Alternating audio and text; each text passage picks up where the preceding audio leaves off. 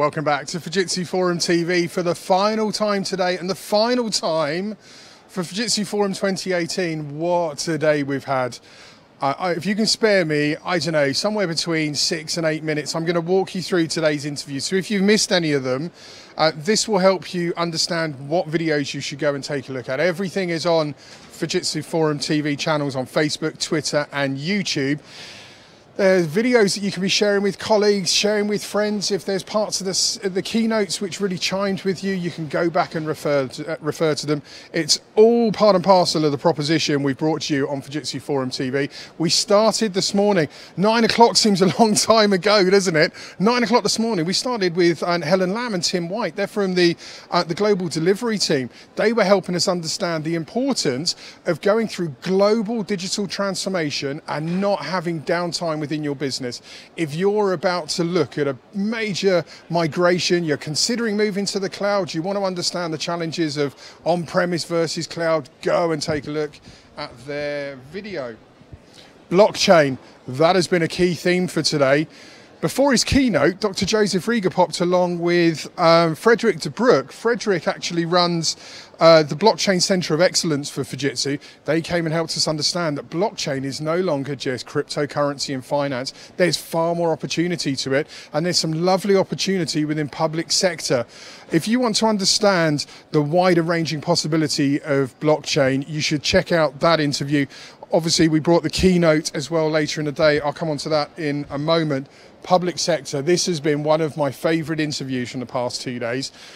In Britain, it's fair to say we have a bit of a challenge with our tax return. Estonians, they're doing it in 18 seconds. Digital transformation is thriving in Estonia. We were joined by Martin Käärijärvi, who's the advisor to the Estonian government. He was talking to us about invisible government.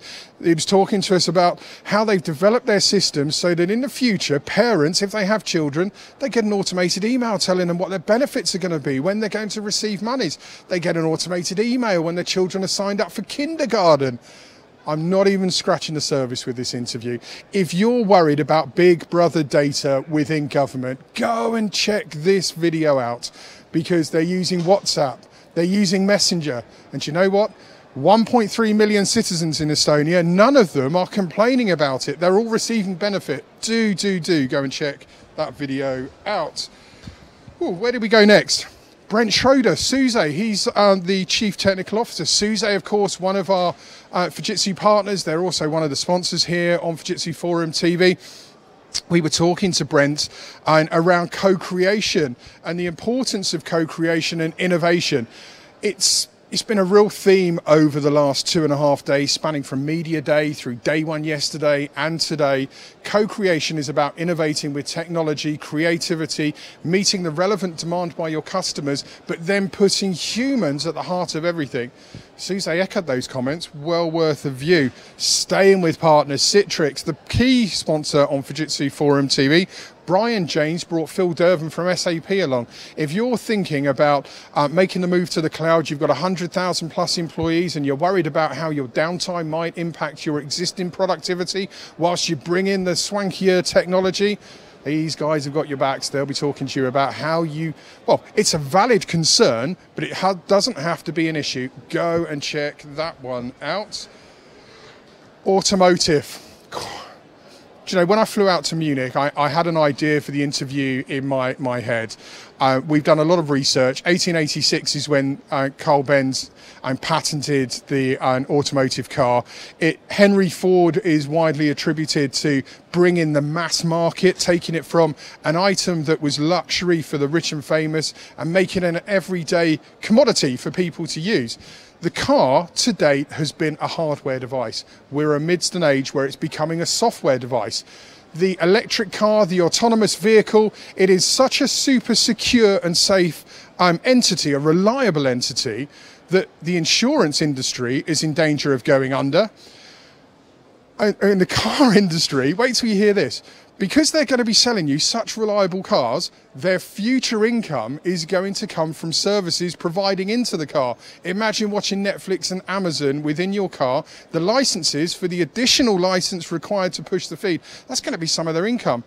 Within 12 years, If you're a driving purist, and I promise you, this isn't me being melodramatic, go and listen to the experts and their insight. If you love automotive and you love combustion engines, you've got 12 years to drive your car. They're going to be gone very soon. We are going to the electric vehicle. Government legislation's demanding it. The guys told me today, by 2030, the combustion engine will be gone, Hugo said. Go and check it out. Some explosive opinion.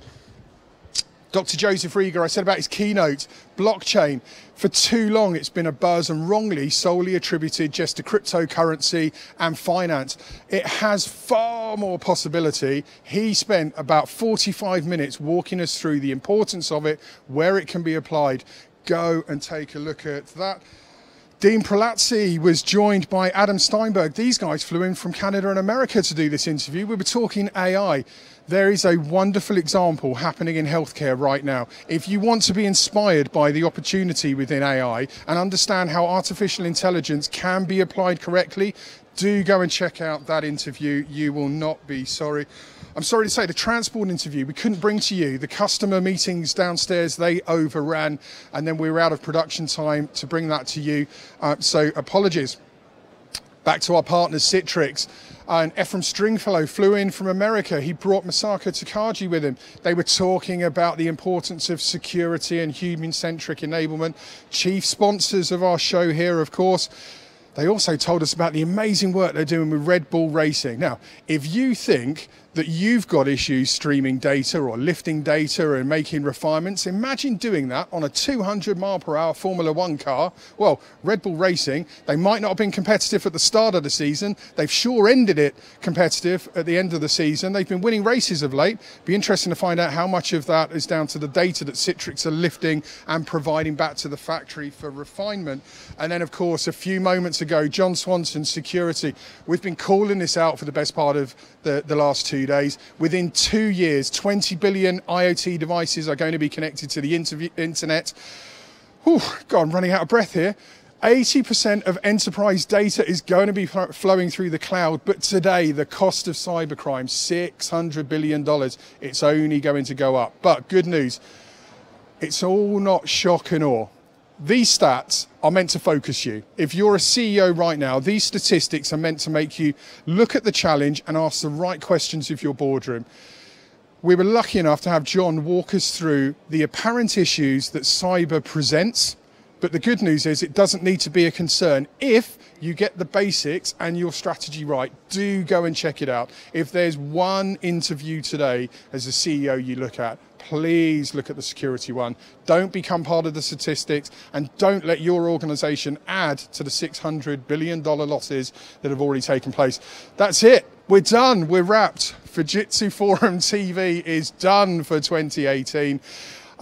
I should thank Citrix again, our show partners. Without their help and assistance, it wouldn't be possible to bring you Fujitsu Forum TV. So a huge thank you. But also on behalf of everyone, a big thank you to the production team that have made this possible and getting these pictures out to you. It's been a privilege and an honor to host Fujitsu Forum TV. Until next time, thanks for watching.